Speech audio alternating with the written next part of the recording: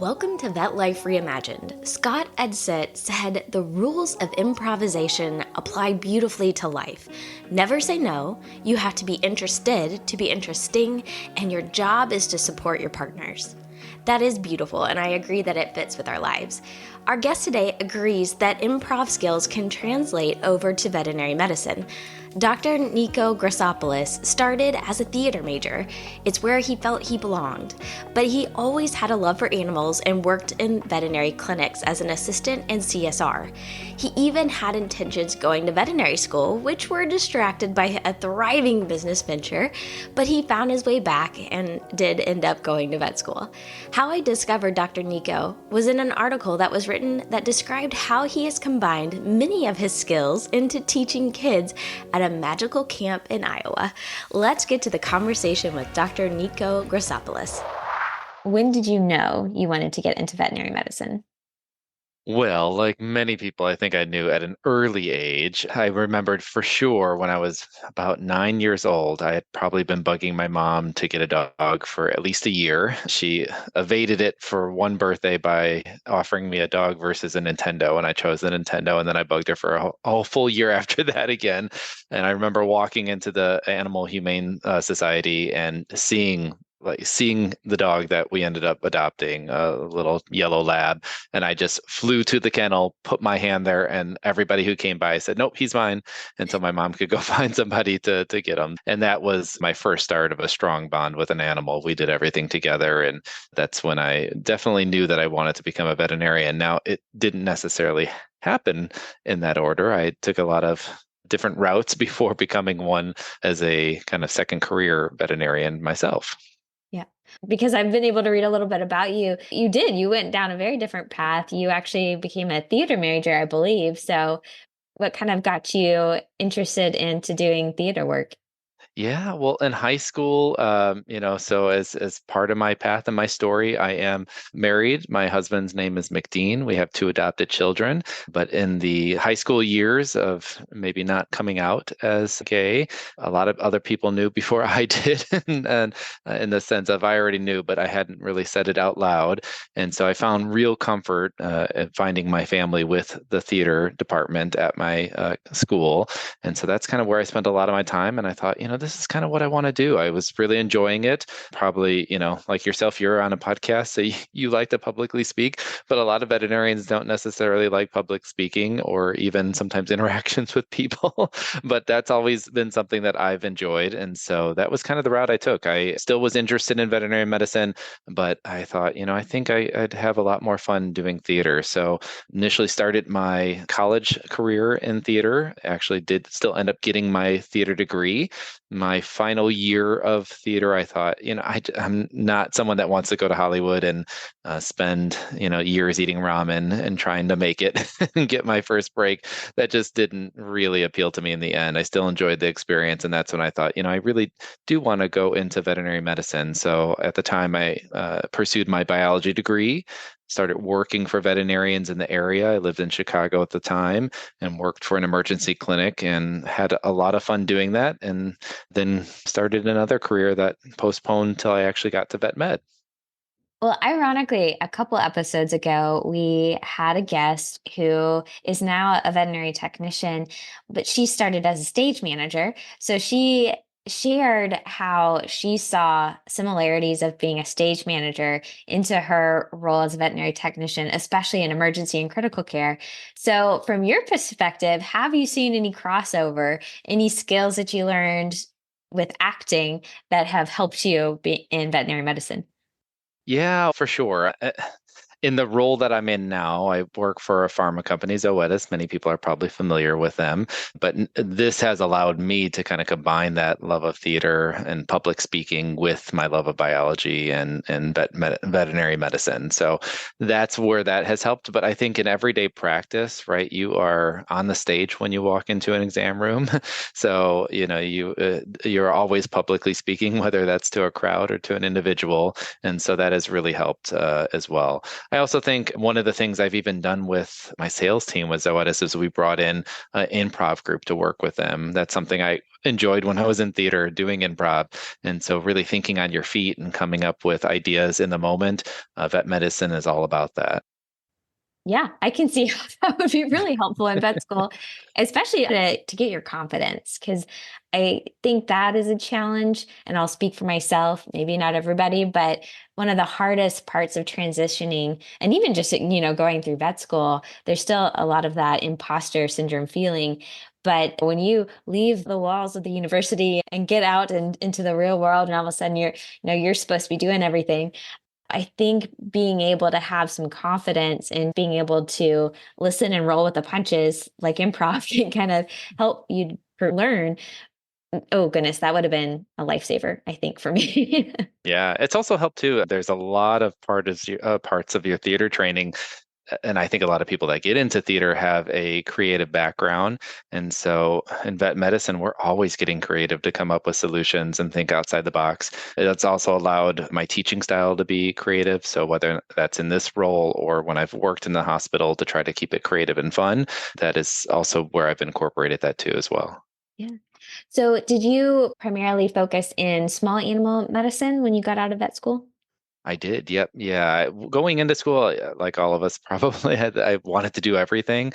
Like I said, this was a second career for me because I did, after kind of working in emergency medicine as a technician and receptionist, I started walking some dogs on the side and thought I'd make a little extra money. And then in a year into that, that was a full-blown business. So I ran a business for about 10 years where we focused in the North Shore area of Chicago.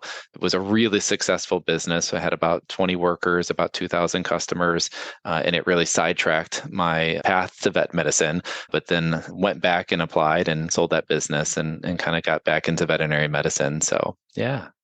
Okay, so you have improv skills, you have business skills. You're really getting prepared to do a veterinary medicine. So I that is fascinating. What do you think was most successful for you? What was one of the big factors that helped you get so successful in the dog walking business?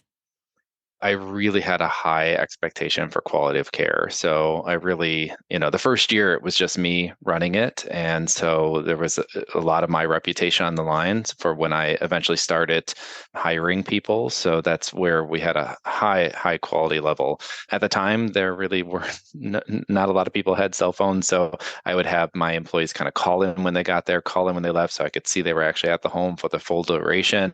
We also had really good relationships with a lot of the hospitals in the area. For me, it was lucky that I ended up working at that emergency clinic because it was a location where a lot of doctors did some extra work to earn some extra money. So they'd work in the area at their regular Monday through Friday, but they'd come there to work a relief shift. So I got to know a lot of the doctors in the area and create those relationships.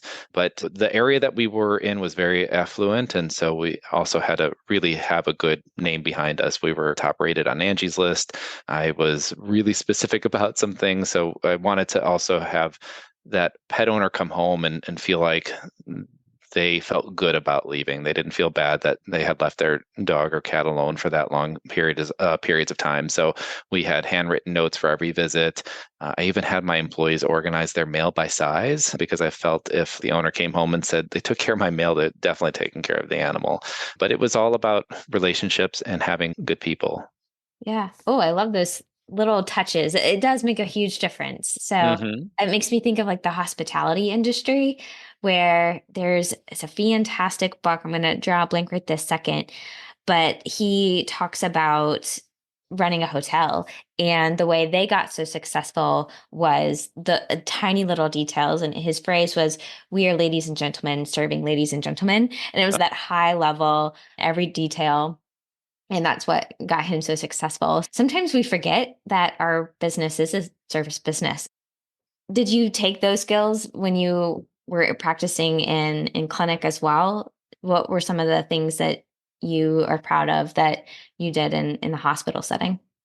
Yeah, I mean, so I was in practice for a number of years before coming into this position, although I still do once a month relief work. I definitely took that hospitality skills. That would probably be one of my big things was there was a lot of customer feedback that we had good relationships for sure. And we talked about that with our staff and training them too, to be able to provide good customer service too. So how did Zoetis win you over?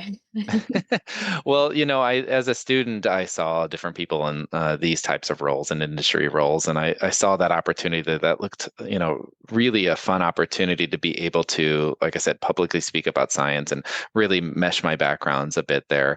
It's even now that I'm in it, it's you're able to utilize a lot of those skills in much different ways than I thought about. That background in creativity and theater really has allowed me to, when I educate others, have fun with it and really be able to lean into that, and also that improv moments at times being able to shift to as well, and that flexibility. So that's the other portion of this role that kind of ties back to my background is the business aspect. So I go into a lot of hospitals where I'm there for the technical expertise, but I really do enjoy kind of helping them educate on how to do business, because we see a lot of veterinarians. They're fantastic veterinarians. Now the training for students involves a lot more business training with the VBMA, but back in the day, a lot of our veterinarians, they're good business owners, but there's sometimes some areas where I'm like, oh, we can make a smarter choice there. And it's kind of fun to go in and help them through their business,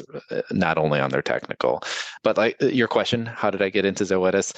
Because I knew I wanted an industry role. By the time I was able to apply for them, most of these roles you have to be in practice at least 3, if not 5 or 6 more years.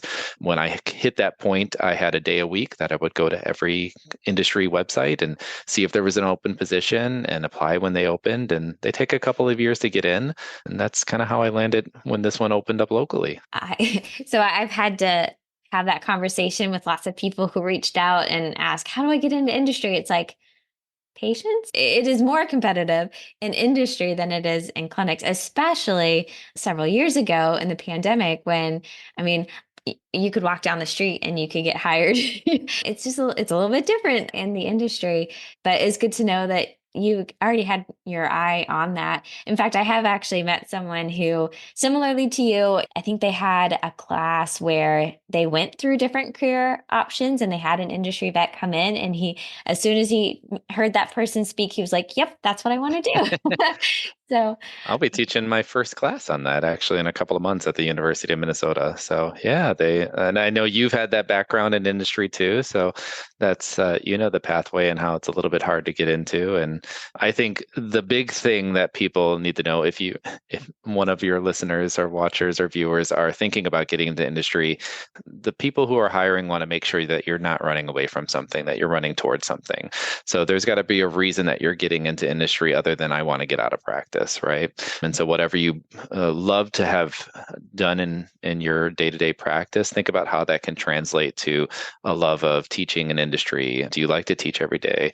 Do you like training new technicians? That can really translate to this role too as well.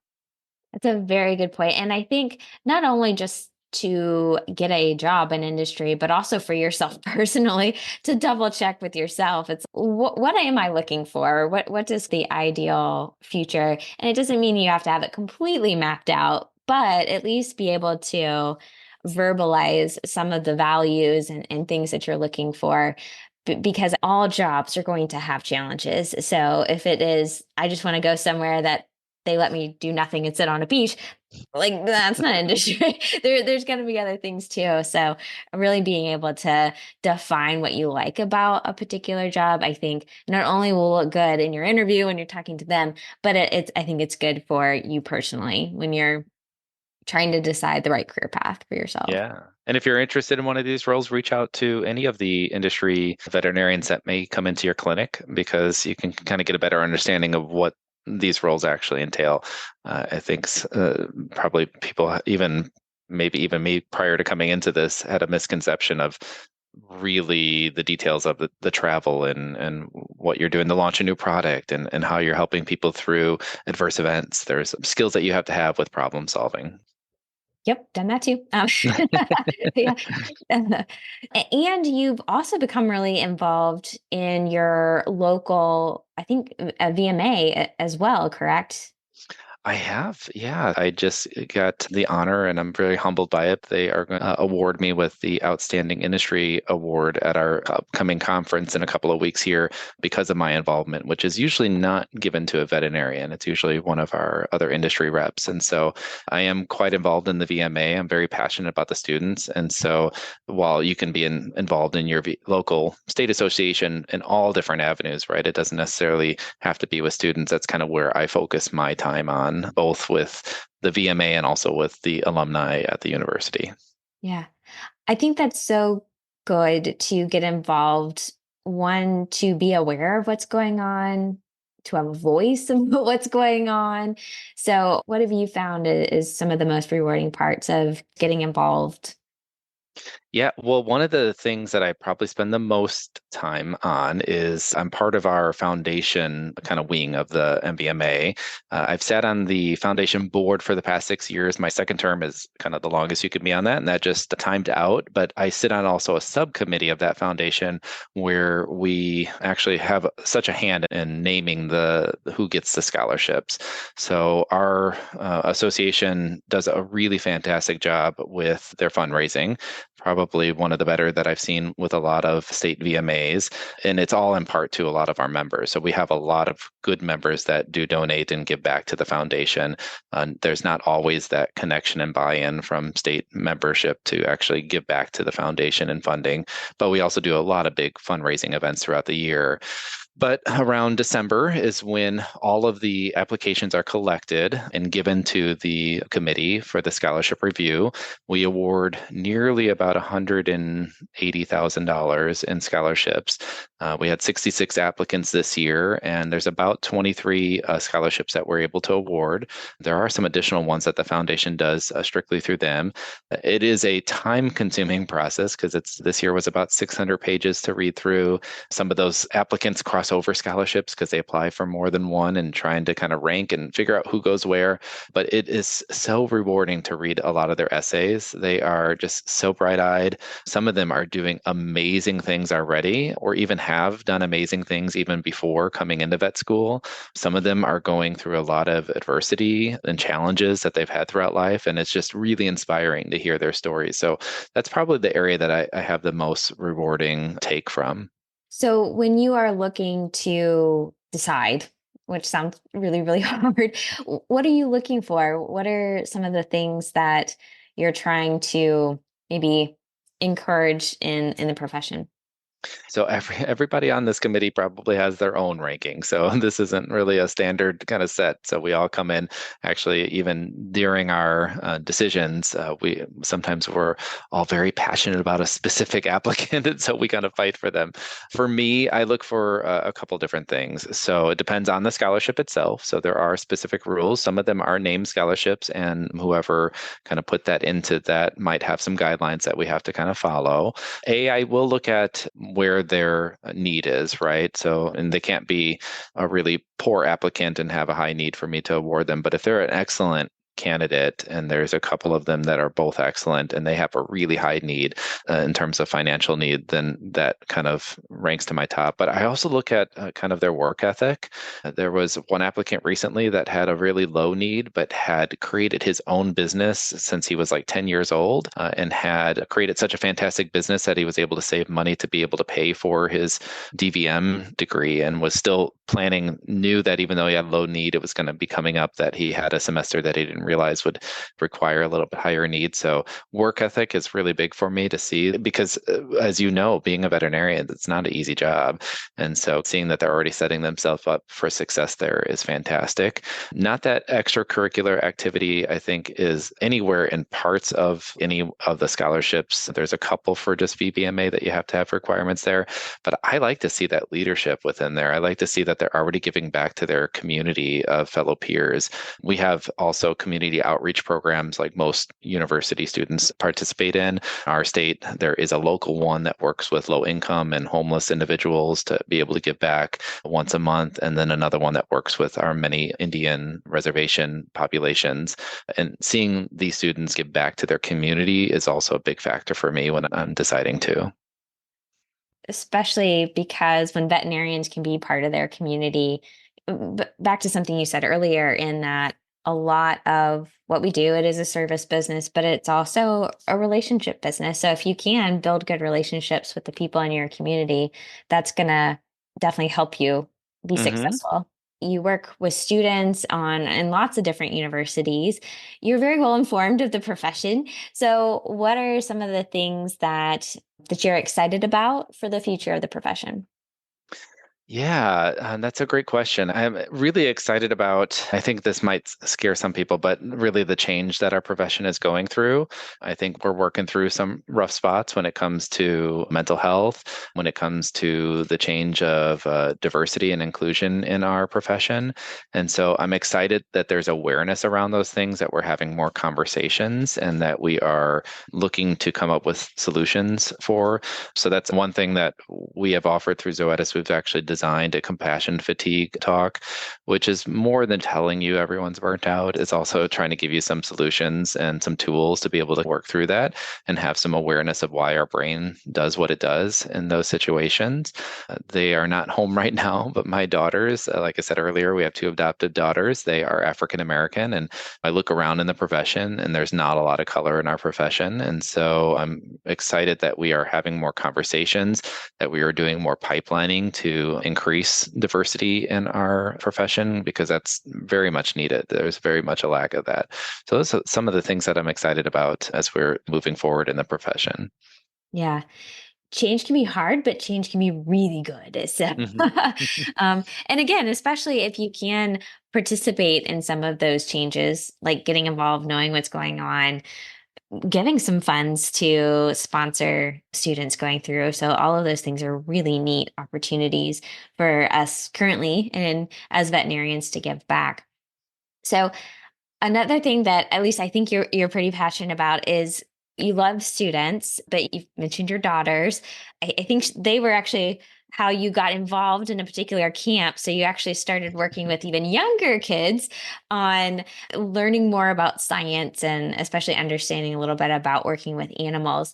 So that's actually how I found you was someone shared that this article that had been written about you where you combine your acting career as well as your knowledge of veterinary medicine and are participating in a camp where it sounds Harry Potter themed, which I also loved. I was like, oh my goodness, it's like all the best things put together. So, do you mind sharing a little bit about the story on how you found out about it, how you got involved? What are you liking about it? Yeah, well, I mean, first I should say my daughters have been along for this veterinary journey for all of it.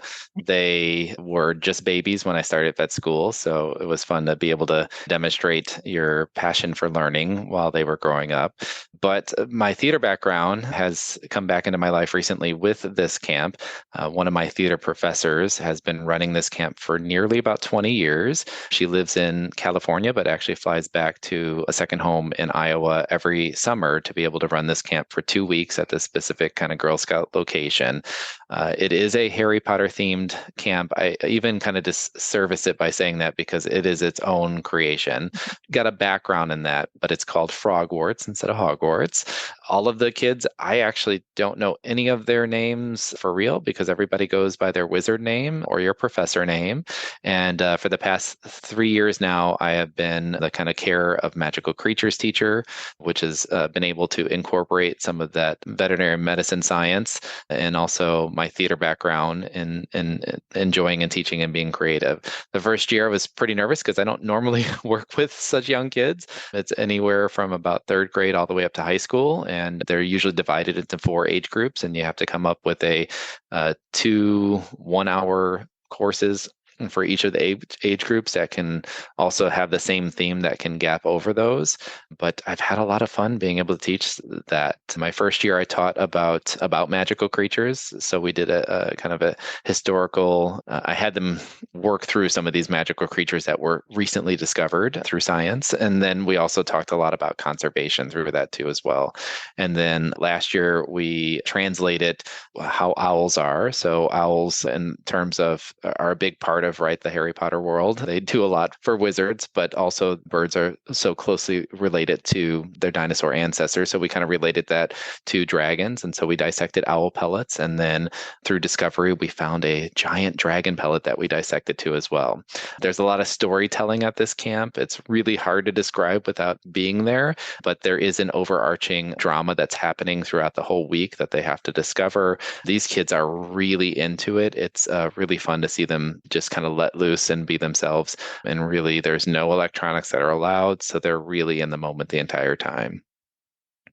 So what kind of kids get attracted? I mean, I see like any kid I would love this.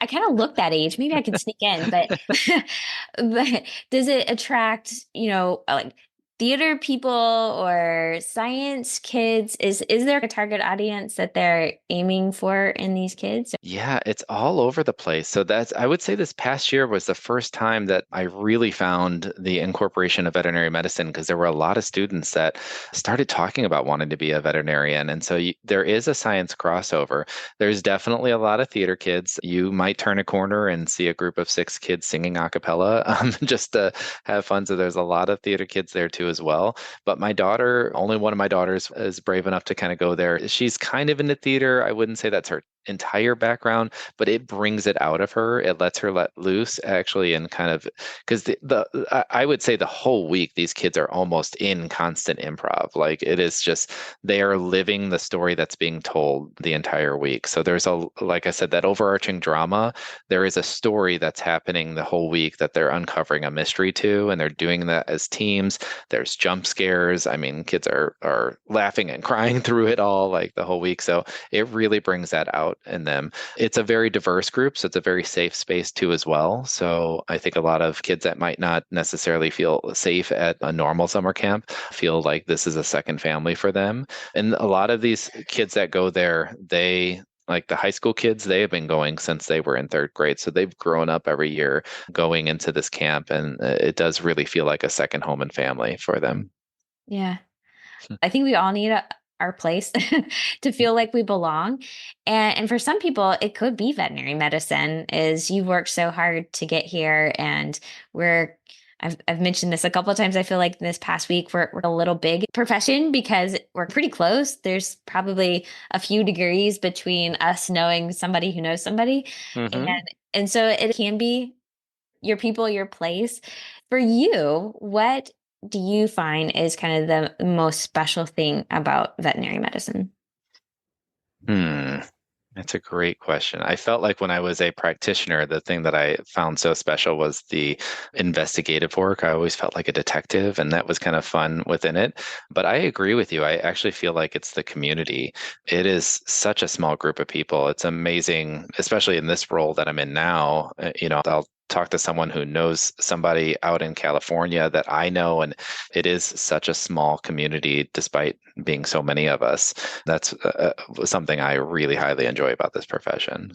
That actually happened recently too. Had that same guest I was talking about, who was a stage manager, she mentioned that she had given a talk with another veterinary technician, gave me her name, and I was like, well, she sounds amazing. I mean, let's connect. And ended up, she was a veterinary technician from Auburn who was there when I went through veterinary school. So there you go. It really is a small world. And I think all the more reasons to build those relationships. I feel like I'm coming back to that because you never know. It is so important to build those relationships, especially within the profession, because whether you're looking for a different career, if you are interested in getting into industry work, it helps to know people, Mm-hmm. either to ask questions or have somebody vouch for you if you're going through the process. So I think that's really beneficial. And it's usually not too hard to do because very rarely has anyone told me no if I asked to have, hey, I have a few questions about this. Do you mind sitting with me for 30 minutes?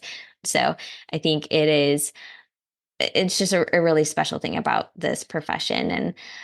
And the neat thing is there are so many different ways to live it out. And you're still a veterinarian. Even if you're in industry, you're still a veterinarian. So don't let somebody say, oh, when you were a veterinarian, you still are. You don't lose the title. Anything else that you would offer as encouragement or recommendations? The first thing that comes into your mind for other people in the profession?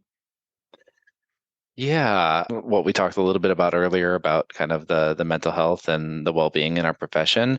And despite so many people being aware that it's an issue, I think a lot of people don't necessarily take the steps to recognize that it's an issue for them. There is the power in no. So set your boundaries and understand what your limits are so that you don't burn out. I've had actually a couple of classmates that have already left the profession because of being burnt out. So within a decade's time span, seeing these really brilliant and creative people leaving our profession because they didn't really necessarily know where their limits were and when to say no. So I think that's important to have some healthy kind of sets of standards for yourself. And find somebody who can help you say no. Because Mm-hmm. maybe it's just the type of people who are attracted to this industry. We want to please people. We're there to save animals, make people happy, and sometimes we put that before ourselves. So if you find a buddy that you can call and say, "Hey, I need to say no," and they can help you say no, I think that's worth it too. Because I do know it is hard, but it's worth it. You can't help people if you are not in a good place. So That's one of the things too we talk about in the compassion fatigue talk that we give is also recognizing the signs of, I hate even using the word burnout because that's not all that leads to compassion fatigue. It's also secondary traumatic stress that we may be experiencing through even just what we hear is happening to someone else in our profession. But being able to recognize those signs too as well is also important. That's if you haven't necessarily taken a course in that area and mental well-being, if you thought that was going to be kind of silly because you thought it didn't pertain to you, I would highly recommend that you seek that out. I would also look into if your state association provides any resources. So like in Minnesota, part of the membership includes, I think it's 7 free sessions with one of our local social workers that used to work with the university. She has her own business now and particularly focuses a lot on veterinary health professionals. And so your state association might have some opportunities to even be able to talk to someone if you need that. So all of that's important in terms of your mental health and well-being too. that's a great resource to know about. I know AVMA has a few, but being able to talk with a social worker, and you don't have to wait until you're ready to leave the profession to talk to a social Mhm. worker. I spoke to a customer recently that actually took advantage of that opportunity, and she is a owner of the hospital. And not that I'm saying this can align with every state's HR and how you can conduct this, but she hired that social worker to come in. They shut down their hospital for an afternoon, and she said, "You know what? No matter what you're feeling, every employee has to go and sit with them for half an hour and just talk with them and see where you're at." And that has really helped the culture of her hospital, and also figuring out if a lot of times people aren't going to seek the help that they need, or even if you don't feel like you need help, even wanting to talk to someone. Yeah. Ooh, that's really nice. Yeah, absolutely. And I mean, like you said, that's bringing in one person that time when everybody could sit down and talk to somebody who is not their coworker or their boss, right? They had a safe place that they could talk to. You said it helped the culture of the clinic. Hmm. So it helped people open up, feel better, and maybe feel safer back with the other people in the hospital, Hmm. that people cared about them and they felt like their thoughts and feelings were important. So they brought a third party so they could feel completely open and safe. So that really speaks volumes when the leader does that. Yeah. I do usually have a final few questions for you. The first question is there anything that people may get wrong about you? I uh, maybe as I age, I think that I used to be a completely extroverted person, and I think I come off as extremely extroverted, and I am, but I am extroverted to a point. I feel like I'm now that person who's a mixed extrovert introverted person. I've reached my limit, and then I need to go home after that. I need to kind of recharge on my introverted side. I would think that maybe people think I'm the Energizer Bunny on my energy for extroversion activities, but there is a limit. That's a good one. That's a good one. Do you have any? Well, we've already talked about acting, so that one is not available. But do you have any other skills or interests that people may not know about? I do really love to reach to my extremely creative side. So I do like to sew and I do like to decorate. And there's a lot of areas of that maybe you wouldn't think of a veterinarian that I reach for. So very creative in that sense too. I also highly enjoy gardening. So if I could be any one else or have any other career, I think I would be in forestry. I am very passionate about trees and planting them and restoring our environment with trees. So that's something that in my time off, we spend a lot of time at our cottage in Iowa. We have a little 12-acre piece of land, and I don't know where I find new spots to plant a tree every year, but I usually order like 30 or 40 trees and seedlings and try to find new spots for them every year. So very passionate around there. So that's probably something that people who are closest to me know about. I could talk quite a bit on. Well, that makes sense then, because I think your professor name at the camp, Frogwarts, is something in relation.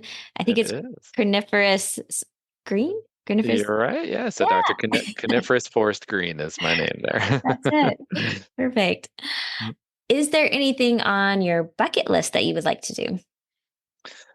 Oh, both my husband and I would like to do a lot more traveling. We used to travel quite a bit before kids, and we had a much bigger life before vet school. And now we've downgraded quite a bit. We have both reduced our salaries coming into vet medicine. So that has limited some travel, but we would love to travel more. That would go to other countries. We did get to go to Europe for our 20th anniversary a couple of years ago, but we would like to explore more of Europe. From my love of trees and passions of them, and my many books that I've read on redwood trees, I've still never been to the redwood forest. So that would be definitely a big bucket list item to be able to do as well one day. That would be really cool. I have not gone either, but it looks amazing. So, Yeah. And what is something you are most grateful for? That's a great question. I think I'm just most grateful to be able to have entered vet medicine at a later age and have been able to do that with family support too as well. We had 2 kids under 2 years of age when we entered that. So that took, a lot of support from a spouse, my husband, that was going to be at home with 2 babies while I went back to graduate school. So really grateful for my family to be able to have been there and have supported that journey into vet medicine. It was a dream of mine, like every veterinarian, to become a veterinarian, but to be able to do that when I was already in my early 30s and going back to vet school was something I'm really grateful for. So I'm curious because you said you were grateful going in a little bit later in life. What do you Mhm. think that was a benefit having it more of a second career than maybe going in right after undergrad? Yeah, well, a lot of those experiences I talked to you a little bit about earlier, like being a business owner, the learning aspect didn't come as easy, I think, as when I was younger. And so, really having an appreciation for taking my time to learn, that was a big thing. But the business background, being a little bit more mature in life, my focuses were probably much different in my 30s as a student than it would have been in my early 20s. Another question, because you said you were about to start teaching a class on, is it different careers in veterinary medicine or specifically on being an industry veterinarian? Yeah, so the university reached out recently. They do a class on different careers in veterinary medicine. And so they were looking for people in industry to teach a 1-day course on being an industry veterinarian and what that means, what the role looks like, how do you get into it. And so I'll be teaching a 1-day course on that. I have lots of classmates that are doing so many fantastic things in veterinary medicine that you probably wouldn't think of, working at human poison control centers and being that resource. Even within this role, once you get into it, you might think that the only role for a veterinarian in industry is as a professional services veterinarian or that technical veterinarian. Being in this role, I'm able to see that there are veterinarians at Zoetis that are leading our marketing, that are working strictly with the education when it comes to pet owners or that B2B, that business to business kind of education. There are many veterinarians in the research and development side of things within the company. This role is partnered with an area business manager. So they focus on the sales side and the quota. And there are a couple of veterinarians that love that part of it. They love the financial part of veterinary medicine that have gone into that role. So there's many different roles even within some of the industry partners that aren't just the technical services veterinarian. But it's pretty exciting to see people doing different things with their career in many ways that astound me and amaze me every day. That's all, folks. Well, almost. I want to thank our sponsors who are supporting my hosting platform, Buzzsprout. So thank you to Will Hughes and Fire Consulting. For as little as $3 a month, you can too. Support this show links are in the description.